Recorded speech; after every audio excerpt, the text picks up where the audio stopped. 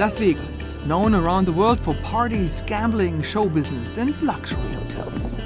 But underneath, in the storm drains that crisscross the city, there's another reality. Untreated mental illness and drug addiction, homelessness. Forget glitz and glamour, the damp and darkness down here is home to around 12,000 people. Now if you live here 24 hours a day, you know where the rocks are, you know where the hole is, you know where the bucket is, right? Like, you know how to navigate. There was times I'd be down here for like a week straight and never come out. So you just get so used to it. Just walk like this. So if you're walking in the dark, you keep your hand on the wall, you know where you're at, you're not drifting.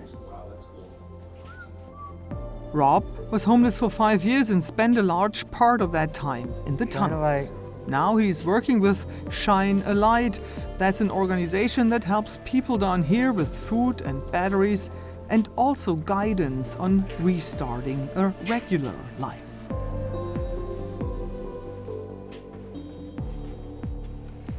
Rob guides us through the tunnels and introduces us to some of those who still live here. Freedom wants to talk with us outside. She's 47 and has lived in the tunnels for 5 years. Traveling, hitchhiking, train hopping before I came here. Schizophrenia.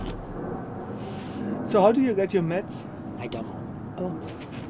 They don't really make any of the symptoms go away. They just make it really hard for me to express it in any way that you can understand. Okay. Puts a big cloud around me. I still got the same voices saying the same stuff. I just can't really get out and do anything about it.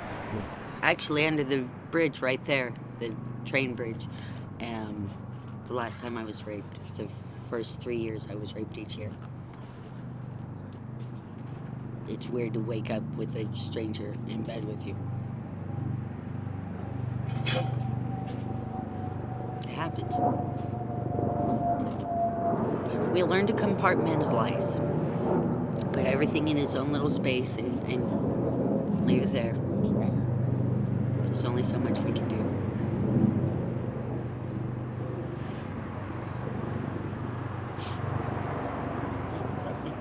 Sometimes it's tough being a woman. But sometimes it's just tough. Sometimes not so much. Some days life is beautiful. Lots of them lately. Lots of days are beautiful lately. Some days I paint my shoes or paint a tunnel or... and some days I would smack 3 babies for a nice hot shower. But most days I wouldn't smack a baby if you paid me $1 million. I've got way better things to do. Started out with high hopes, but things just kind of spiraled, I guess. Petered out. I mean, I wasn't doing drugs or anything, just stuff happens. Not everybody gets to win. There's balance. We don't all get to be Donald Trump. We don't. But I don't have to be mad and miserable and mean about it. I don't have to hate my life, even though I'm out here.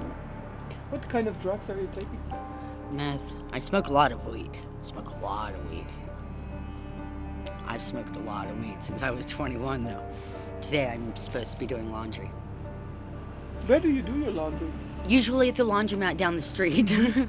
But sometimes in the back, there's water that comes in from Caesar's fountains.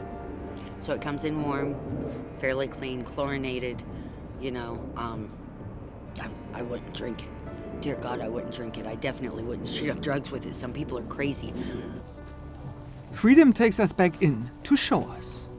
On our walk to the pipe, we pass people's homes. Some are very orderly, with food for the cats, which keep the rats away. Others are more messy and chaotic.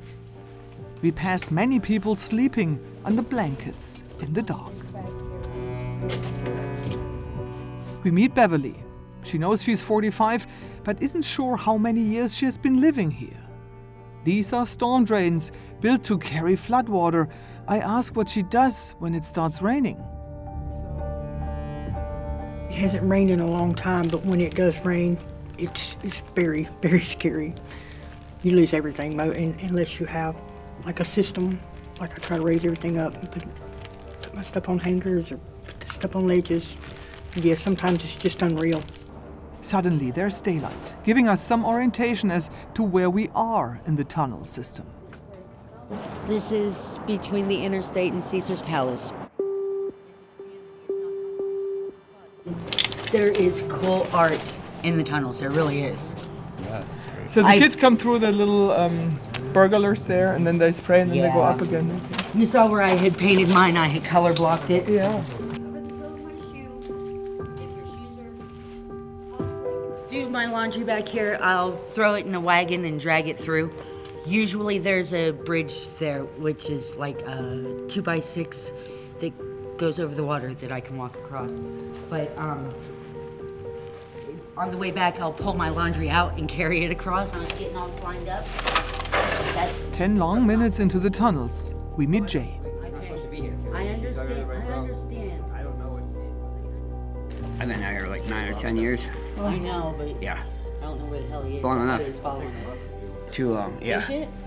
yeah. I've been out here the longest out of everybody right now. Oh, I try to stay out of sight. Yeah, no, there's no jobs. I was just picking up some cans and bottles because I'm gonna sell them. So, and do you remember how it was when you moved in here in the first time? Yep, it's pretty much the same as it is now. Yeah, it's definitely not a place to live. As you can see, it's like not good at all. It's not made to be lived in down here. And when it floods, it's all bad. People die. I haven't seen anybody die. Well, I have seen people die in these tunnels, but not from a flood. But yeah, because the water's very dangerous. What do people die of then? Well, people die from overdosing on drugs. People die from cardiovascular problems. The tunnel's further down. If you keep going down that way, down by University Center Drive, like 5 people died down there that I know in a flood. Water's very powerful. It's very haunted down here. That's like the worst part, I think. The stuff follows you. It's not like TV haunted, like it's seriously haunted down here. So what do you mean by haunted? Like ghosts, demons, things from here, things not from here. Yeah, I've seen some things for sure. Everybody here has. Voices, I mean, you have no idea. Yeah, definitely not like ghost hunters or something like that, way past that. It's musty down in the tunnels. Rubbish, food, old clothes, and people all add to the smell. But then we hear running water, and there's a new smell. I've been told that it's from Caesar's fountains, and it often smells fairly highly chlorinated, and it comes out pretty clean and kind of warm, like the sun had warmed it, not like it's hot water. And I do laundry here. Sometimes I shower here. This is where I do laundry when I'm broke. So you don't think about what's going on up there? Oh no, not when I'm down here. It's completely different. There's no interaction. It's cement and ground. It's like a total different world. This could well be the water Freedom washes her clothes in. Up here, it's just part of the glamorous landscape for people to walk past on their way into the casino. Less than 5 minutes away, we reach the headquarters of Shine a Light. Robert Bangard, who took us into the tunnels, is the outreach manager. All the staff here have lived somewhere in the network of the tunnels at some point. 600 miles. 600 miles. If you come over here, this is the northwest of the city, this is the southeast. All the tunnels run essentially this way. They all have their own personality. My tunnel was, when I first went there, very structured. There was a mayor, there was somebody in charge, there were rules, you know, loose, but there were rules. And by the end, it was just chaos. There was nothing, you know what I mean? So, when you think about the tunnels, they're about 10 degrees cooler in the summer and about 10 degrees warmer in the winter. And when you're outside for 24 hours a day, the wind, there's so many different things happening. It gave me the false sense that I had a home. Like literally the same feeling I had when I go home today was the same feeling I had when I went to that tunnel. Shine a Light has developed a very complex strategy to help unhoused people while they are trying to re-enter regular life. They are offering counseling, education, and help with finding work. We are not showing this schedule to protect people's privacy.